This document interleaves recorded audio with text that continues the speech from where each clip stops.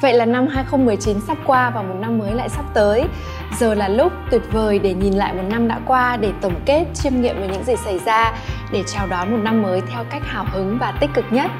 Nào, có rất nhiều cách để tổng kết một năm đã qua. Có những người có thể viết ra những cái bản tổng kết, những bài báo cáo hàng chục trang với rất nhiều chi tiết. Thế nhưng tôi là người sống theo chủ nghĩa đơn giản. Tôi thích những cái gì ngắn gọn. Vì thế tôi sẽ chỉ cho các bạn cách để tổng kết một năm chỉ với 3 câu hỏi rất đơn giản.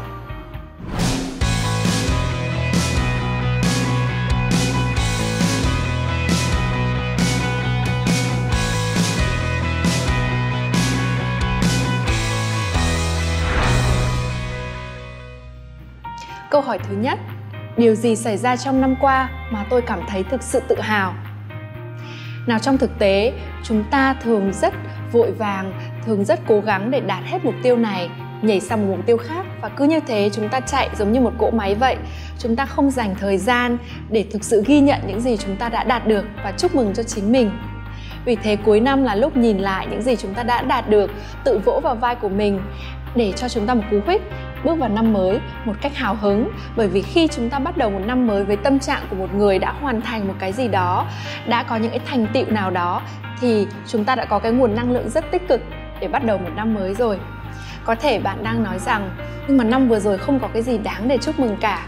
Nhưng mà nếu như bạn nhìn lại cái cuốn sổ của mình, bạn nhìn lại cái lịch làm việc của mình, nhìn lại những dự án các bạn đã thực hiện, đã tham gia, nhìn lại những mối quan hệ mà bạn đã tạo dựng được, những người bạn mới mà các bạn đã có, những trải nghiệm, thậm chí là những thử thách, những khó khăn mà các bạn đã đối mặt, thì các bạn sẽ nhận ra rằng các bạn làm được nhiều hơn là các bạn nghĩ rất nhiều.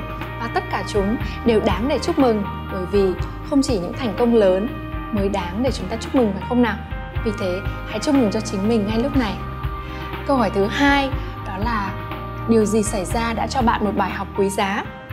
Hay nói cách khác, bài học nào các bạn có thể tận dụng để mang nó vào hành trang trong năm mới? Không biết bạn như thế nào, nhưng tôi là người khá nghiêm khắc với bản thân mình. Cho nên khi mình mắc một lỗi nào đó, một điều gì đó ngoài ý muốn xảy ra, thì tôi thường không nhanh chóng có thể nhận ra ngay bài học ngay lúc đó được, mà thường sẽ có những cái sự trách móc chính mình lúc đó. Thế cho nên là cuối năm làm cái lúc rất là tuyệt vời khi đã có một cái khoảng cách giữa cái biến cố xảy ra, để cho mình có một cái khoảng thời gian để chiêm nghiệm lại mọi thứ, để nhìn nhận lại cái hành động của mình, cái cách ứng xử của mình, cái quyết định của mình, để rút ra những cái bài học. Vậy thì lúc này hãy hỏi bản thân mình rằng qua những điều đã xảy ra trong năm 2019, làm thế nào để mình có thể làm tốt hơn trong năm mới? Làm thế nào để chúng có thể giúp cho mình trở thành cái phiên bản tốt hơn của mình, phiên bản sáng suốt hơn, thông thái hơn của mình? Câu hỏi thứ ba, đó là điều gì bạn sẵn sàng buông bỏ để có thể bước vào năm mới một cách nhẹ nhõm hơn? Chắc các bạn đã biết tôi là người theo chủ nghĩa tối giản, cho nên tôi thích dọn dẹp, thích bỏ bớt đồ đạc, thích giản lược cuộc sống của mình, bởi vì tôi tin là vẻ đẹp nằm trong sự giản đơn. Thế cho nên cuối năm đối với tôi là một cái thời điểm vô cùng đẹp đẽ để hỏi mình chính câu hỏi này: điều gì mà tôi có thể buông bỏ để bắt đầu năm mới một cách nhẹ nhàng? Và đó có thể là những dự án, những kế hoạch, những mục tiêu bạn đề ra trong rất nhiều năm rồi, nhưng nó vẫn chỉ nằm trong cái to-do list của bạn mà bạn chưa bao giờ bắt tay vào thực hiện. Thì có lẽ bây giờ là lúc hãy bỏ chúng đi để bắt đầu những cái điều mới mẻ. Bởi vì nếu như nó nằm trong to-do list của bạn 7 năm qua mà bạn không động tay tới, thì cái khả năng bạn bắt đầu nó sẽ rất là thấp. Vì thế hãy bỏ chúng qua một bên. Rồi, có những con người nào trong cuộc sống của bạn mà không đem lại giá trị, không đem lại ý nghĩa, ngược lại chỉ lấy đi cái sự bình ổn của bạn, lấy đi năng lượng tích cực của bạn, thì có lẽ bây giờ cũng là lúc để chào tạm biệt và để họ đi.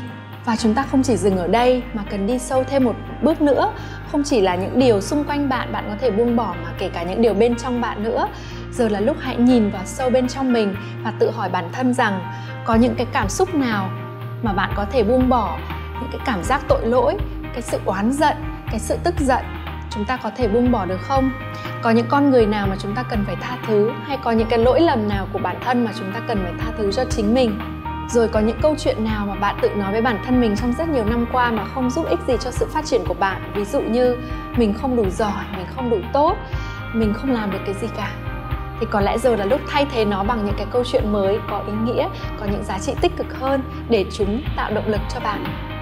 Và khi bạn buông bỏ một số thứ đi như vậy, bạn mới nhận ra rằng thực thực ra nó đã níu chân bạn nhiều như thế nào.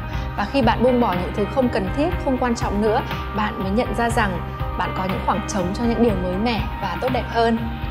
Và để khép lại video này thì tôi sẽ trích dẫn một câu rất nổi tiếng của thi hào Rumi. Ông nói rằng hãy giống như một cái cây vậy và để cho những chiếc lá chết rụng xuống. Và hãy chia sẻ trong phần bình luận phía dưới điều gì bạn thấy tự hào nhất về bản thân trong năm qua, cái lỗi lầm nào bạn cảm thấy là đã dạy cho bạn một bài học ý nghĩa nhất. Hãy chia sẻ để mọi người cùng học nhé.